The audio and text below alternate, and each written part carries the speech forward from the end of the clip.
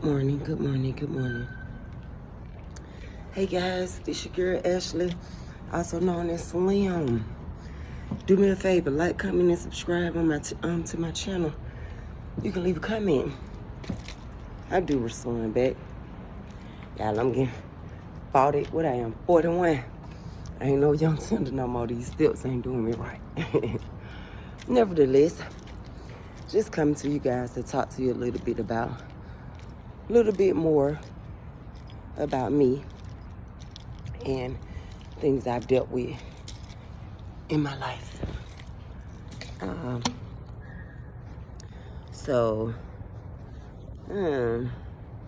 What do you guys would like to know? All right, well, I'm actually walking to my job. It's an international show, let me see, that's going on.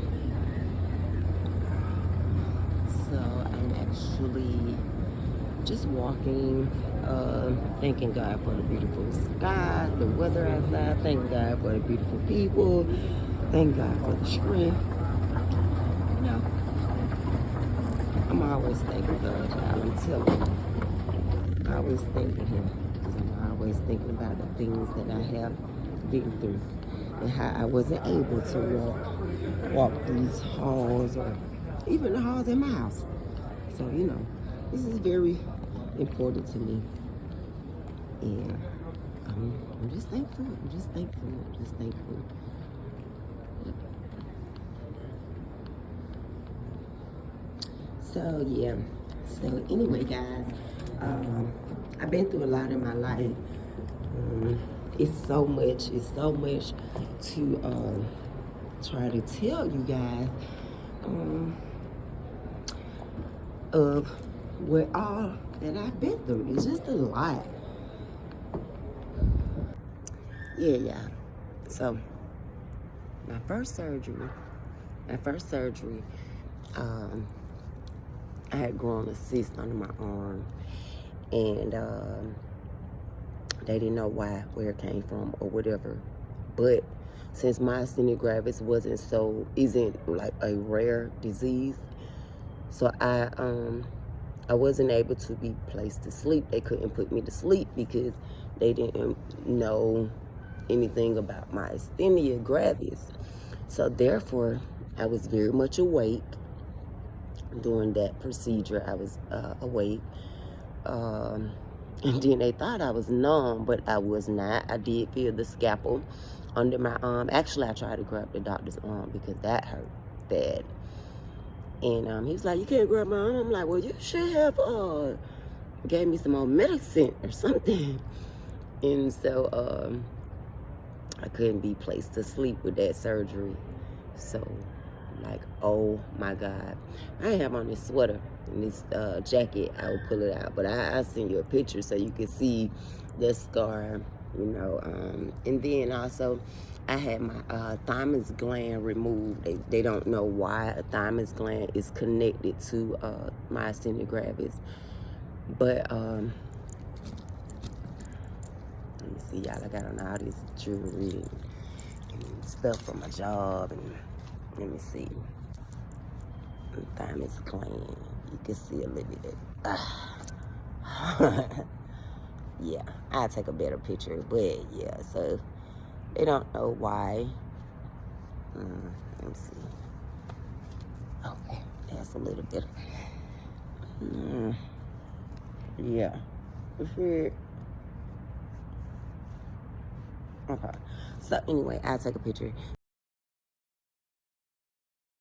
so you can better see it. But yeah, so they don't know why thymus gland is related to myasthenia gravis, but it should send it into remission. Mine, it did go into remission, but I think God just pulled it from the root because it ain't came back. It's been clear from that since 2015. Yeah. So I was blessed. You know, I was blessed because that procedure is very high. You know, a lot of the procedures that I had to go through was very, very high. But as I told you, my ex-husband, he was in the United States Marine, and we did have TRICARE. So he was able to pay for my medical expenses. And that helped. That really helped a lot. So I thank God for him even being in the service at that moment, at that time. You know, I always believe that people are placed in your life at different times, different reasons, for different seasons, and I'm thankful. I'm very thankful for that insurance at that time, because when I just had Medicaid won't pay for the procedure or any of those medicines unless you are like really, really dying. Yeah, so TRICARE had to pay for all of my expenses, and TRICARE comes from the United States government. So yeah, they had to pay for all my medical expenses at the moment, because it was not, it wasn't looking good, y'all. It wasn't looking good. So that surgery, I think it lasted about 4 hours. So, and then right after, like afterwards, during the nighttime, I guess they decided or remembered that they needed to put a drainage tube in, you know, so any liquids or fluid that would be draining from the surgery. So they had to put him in my arm, up under my arm. Oh, they used this big, long, real long tube, and it was about this big. It was very long. All I remember is when they took it out. When they took it out, I really wanted to slap the doctor, because he snatched it out. He was like, oh, it's gonna hurt. So I want you to take a deep breath and just hold it, because it's going to hurt. Because he had to snatch it out, y'all. It was drained from my chest, and it went up under my arm. Yeah, I gotta go to the bathroom or something to show you guys that arm. But nevertheless, I'm still here. I'm still here, y'all. So God did it. God did it. Just imagine being awake doing surgery. That's very scary. Comment on that. Let me know what you think. That is very scary, to be awake while somebody is using a scalpel on you. Like, whether you know them or not, once that scalpel comes towards you, you want to do something to somebody. But yeah, I was awake then for that surgery, the cyst removal for my thymus gland, because thymus gland is related to myasthenia. So I got that. And if you do have myasthenia, or if you even know somebody that has myasthenia, recommend that surgery for them as well. It did me good too, you know, it really did. But yeah, comment, let me know what you think about that. Yeah, so anyway, I'm actually at work again. I had to come in at 5 o'clock. Just walking, checking on my staff, making sure that everybody is doing what they supposed to do. Guys, imagine can't work at all and then moving all the way up to a supervisor on a job that you really love. So, yeah, that's what I'm doing right now. Just walking and checking on them, making sure they on point. My team has to be on point. Anyway, y'all, I do a lot of walking. I've never got me a Fitbit so I can calculate how many steps I take in a day. But I'm quite sure it's a lot of steps. I know it is. I know you all hear me breathing hard, but we'll get into that later. That came with my second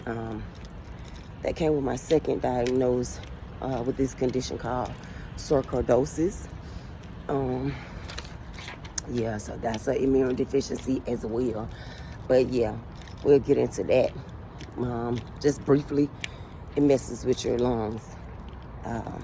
Yeah, so sometimes I breathe really, really heavy or whatever. So, or sometimes I have to go sit down, try to drink some water, stop, calm down, so that I can catch my breath. But yeah, we'll talk about all that good stuff. Do me a favor, like, comment, and subscribe to this channel. Bye. Not only did they have to stick me in my neck, you guys, I have had an IV stuck in my inner thigh. I've had it stuck in my inner thigh because, once again, because of my rolling veins, my small veins. So I've had to get it stuck in my inner thigh. And they also wanted to do it in my foot. And I'm like, Lord, you gotta help me, because I can't do this in my foot. I can't do this in my foot. But nevertheless, he did help. He did help. So those were some big scary moments or whatever. So I just thank God that I got through those moments, because they were very scary.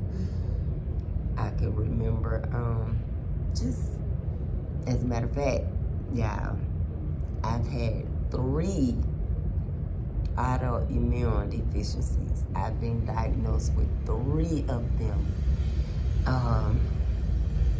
You got to stay tuned to hear all of these stories, to hear this miracle, to hear these blessings, to see how God has brought me out, and to know that God will bring you guys out.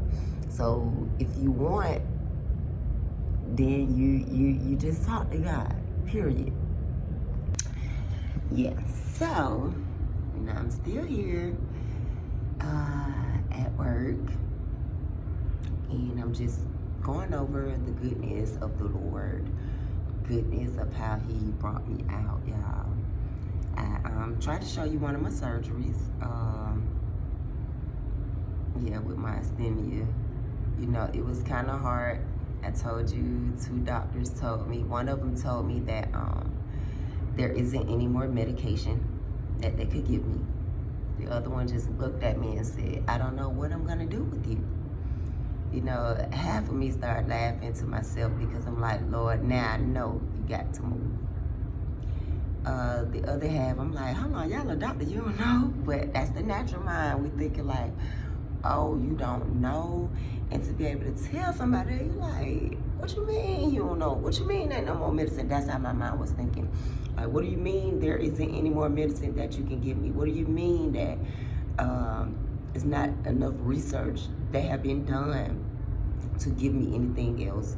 All that they knew that the thymus gland was related to myasthenia gravis. They didn't know how it was related, but that was what they was basing it on. So basically, I was feeling like a guinea pig every time they would try this medicine, this procedure, that procedure, and nothing would ever work.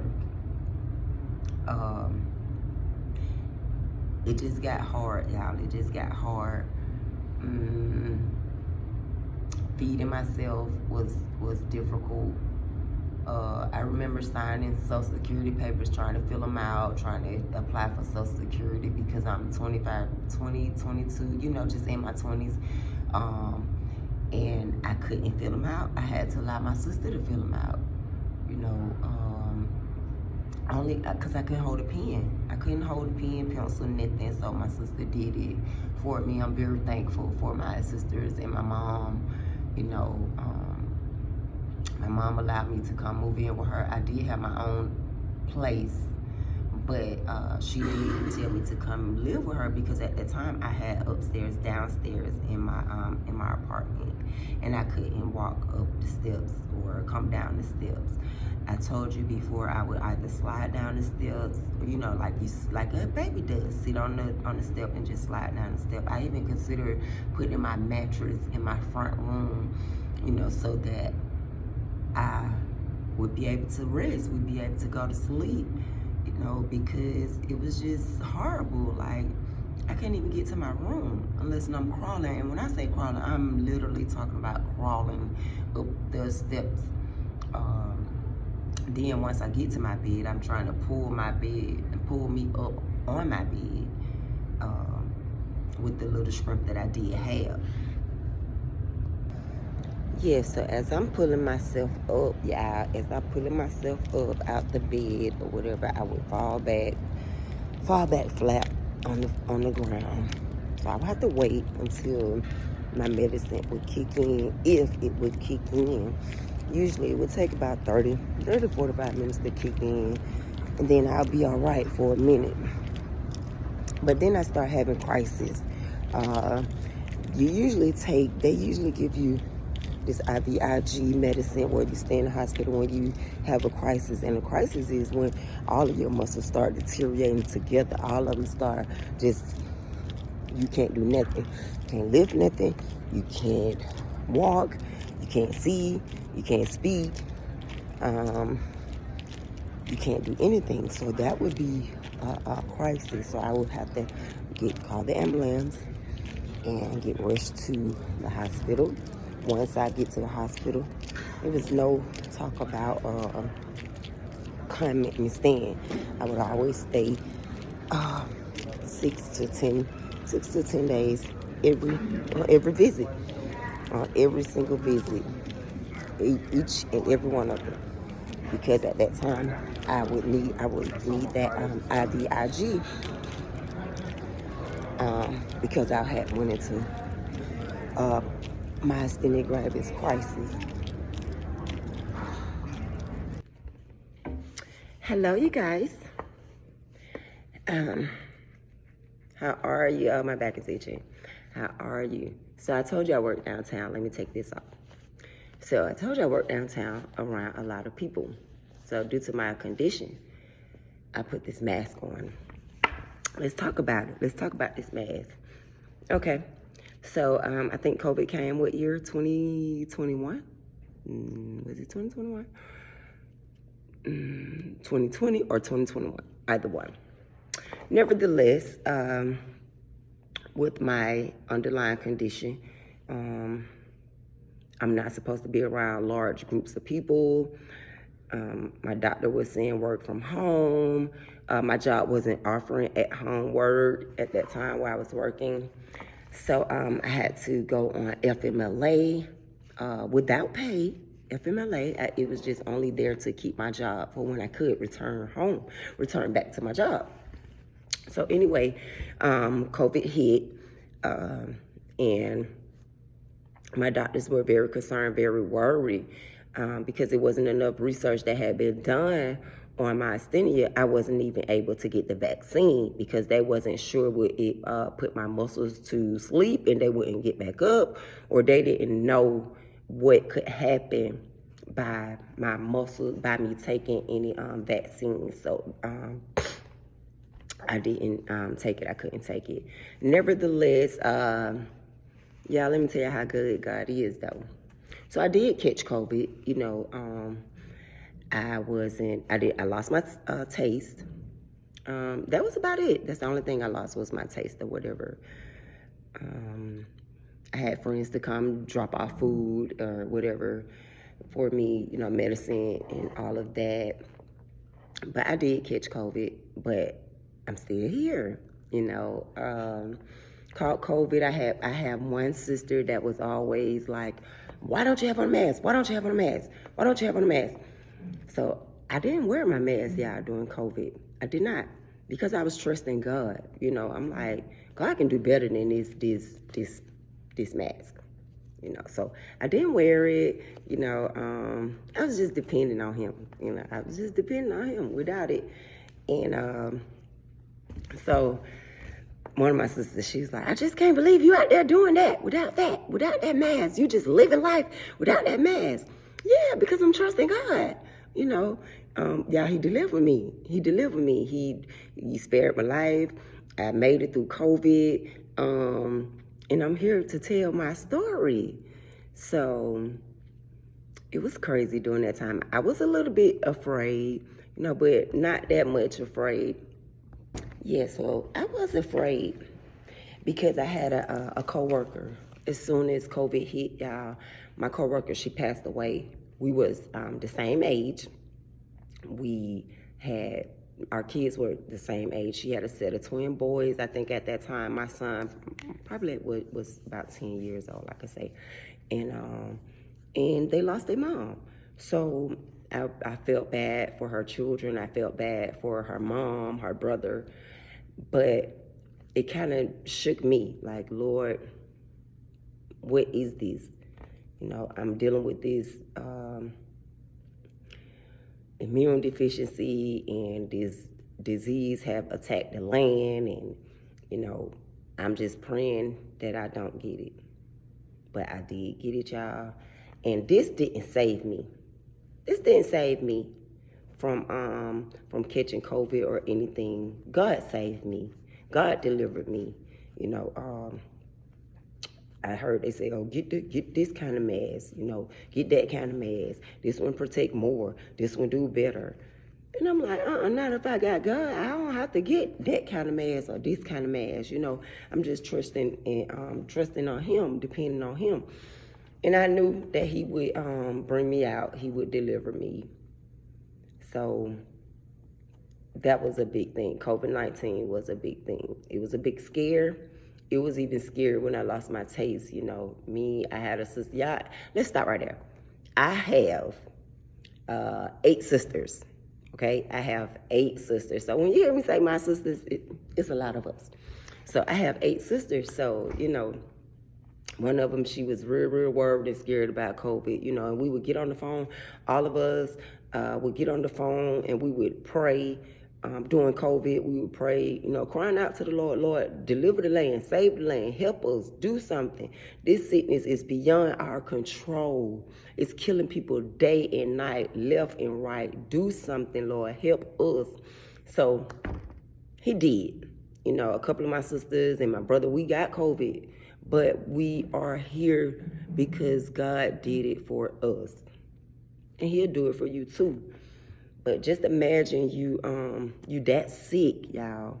I'm telling you, I was really sick. I was really sick, beyond my control. I couldn't do nothing. So just imagine, put a comment down there. Just imagine, what could you have thought without having an immune system? Your spleen is gone, and what could you have thought that could have helped you during that time? Lord, if this person cough on me, I'm gone. If that person sneeze on me, I'm gone. The natural mind, the carnal mind, we think crazy or whatever.